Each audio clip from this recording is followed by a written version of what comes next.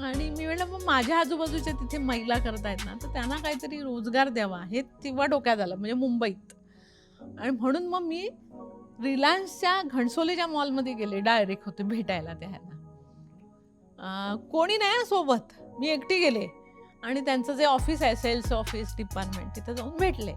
मी म्हटलं, "अशी-अशी मी ॲक्रेलिकच्या पणत्या करते. तर काय करता येईल?" ते म्हणाले, "मॅडम हे सगळं बरोबर आहे.